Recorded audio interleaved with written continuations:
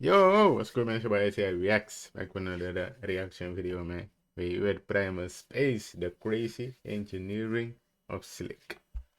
I bet there, man. It's the year 552, somewhere in northern Persia. Two Roman monks are returning to Europe after a long pilgrimage around China. But what started out as a religious expedition has now turned into a case of industrial espionage. Inside their canes are hundreds of silkworm eggs, smuggled from the silk factories of China. When these worms hatch, they will start producing strands of silk, the secret ingredient behind the world's most luxurious and expensive products. For centuries, China has kept the entire silk-making business top secret.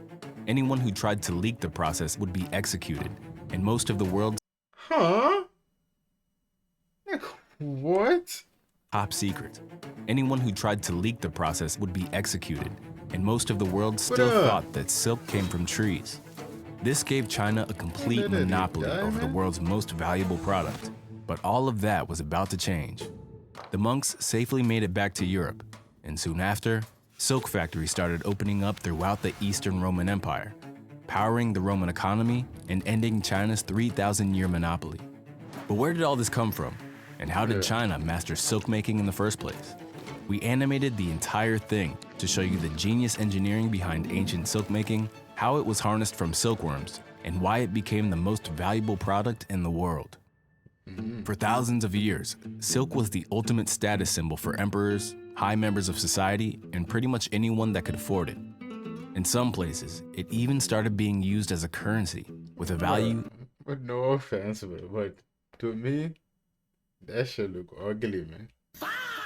even greater than gold. Unlike cotton or wool, which was made from short strands intertwined together, silk was made from long, continuous strands, making it ultra smooth and shiny. But how did ancient civilizations first realize they could get this fine, natural product from worms? It all started almost 5,000 years ago with a cup of tea. As the story goes, the Empress of China was sitting under an old mulberry tree when something fell into her cup. As it soaked into the tea, it began to unravel into a continuous strand of fiber, much thinner than a human hair. To the Empress's surprise, the strand just kept going, stretching out to more than 100 meters long. As it turned out, what fell into her cup was the cocoon of a silkworm. Silkworms come from tiny eggs laid by the silk moth.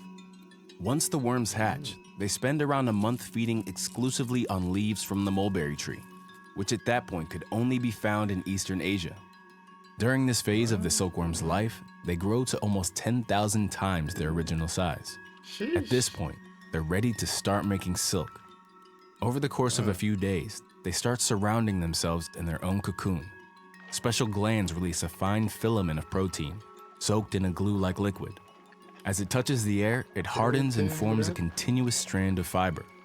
A single cocoon can have almost a kilometer's worth of silk, and although it's incredibly thin, a silk strand is one of the strongest naturally made materials, with a tensile strength higher than steel. It was the holy grail of fibers, and ancient China figured out how to master it. They started placing the silkworms onto trays filled with mulberry leaves and leaving them to fully grow. Once the cocoons were made, it was time to unravel them. The cocoons would be soaked in a bucket of boiling water, killing the silkworm inside before it could turn into a bro. Oh, they're killing the worms, bro. Sheesh. moth and break through the They're literally bowling inside, bro. fiber. This would also help soften the glue holding the strands together. A skilled worker could then find the ends of several strands, twist them together, and start reeling them onto a spool. This would combine the strands into a slightly stronger and thicker continuous yarn of silk. From there, the process would move over to the loom, possibly one of the most important inventions ever made. In 2013, while digging a tunnel for a new subway in China, models of these machines were uncovered in an ancient 2,000-year-old tomb. These were extremely sophisticated machines, like very early computers that could weave pre-programmed patterns into silk. Before we look at how they worked, I want to mention that all of the silkworm shots you see in this video are from Storyblocks. So thanks to them for It's the year 552, somewhere in northern Persia. Bro, come on, man. The hell is this? Best of all, there is no AI here. Everything you see on Storyblocks videos that you can see your price. In order to turn these silk threads into elegant outfits fit for the emperors of the world, some incredible engineering had to happen. So ugly. The idea of weaving was already well established. Place 2 sets of threads over and under each other, and friction will hold it all You together. know, people that wear them type of clothes, bro, how do they not get hot, bro? I will be sweating, bro. Nah, bro. I will be wet, man. Boss. Basic wooden looms were being used to do this, but the process was painstakingly slow, and only the most skilled weavers could produce complex patterns. That was until ancient Chinese civilizations came up with this, the pattern loom. Here's how it worked. Multiple yarns of silk were tied and stretched between the back beam and the cloth beam of the loom. This kept the threads tight and evenly spaced apart. In the middle of the loom, the threads passed through 2 shafts that could be moved up and down by foot pedals. Attached to each shaft were sets of vertical strings with small openings known as heddles. The silk threads passed through alternating heddles, essentially separating the threads into 2 separate groups that could be raised and lowered by the weaver. As the threads were separated, a single thread, known as the weft thread, would be passed across the opening, going above one group of threads and under the other group of threads. When the heddles were reversed, the thread would be perfectly woven into place. We can clearly see how the threads get perfectly separated and how the whole weave happens in a single motion. To make more interesting patterns, they added an extra shaft to the loom.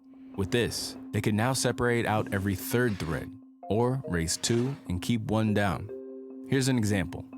On the first pass, if we press down shaft number 3, the weft thread goes over thread number 3 and under 1 and 2. On the next pass, if we press down shaft number 2, the thread goes over thread number 2. If we do the same for shaft number 1 and repeat the process, you end up with a pattern of diagonal lines.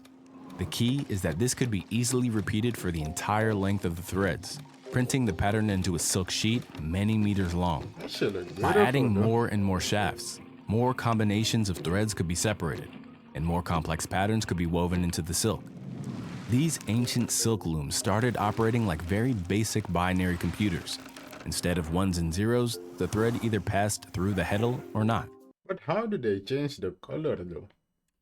This determined which threads would be separated, and ultimately, what the finished pattern would look like. And so by threading the silk through specific heddles, certain patterns could essentially be stored into the machine. To make these patterns repeatable and simple to weave, the engineers added a beam to the top of the loom. This would be moved along on each pass, selecting a specific shaft and lifting up a specific set of threads. Once the loom was set up, the weaver simply went through each shaft in order, and the pre-programmed pattern would appear. The key was that anyone with basic skills could use this machine, and it could produce repeatable, complex patterns quickly. The silk industry exploded throughout China. Bigger machines with up to 60 shafts were created, and more complex patterns started being produced. The silk moths were systematically bred to produce silkworms that made longer, stronger, and whiter threads. The rest of the world had no idea how these products were being made, but they loved them and would pay a lot of money for anything made from silk. Good night to me, bro. With a complete monopoly over the world's most valuable item, China went out and developed the Silk Road, a network of trade routes linking China with the Western world. When the Industrial Revolution came along, much more advanced machines took over the silk industry. But it all started thanks to the incredible engineering of those ancient Chinese civilizations. Thanks for watching, and I'll see you in the next video. It's crazy.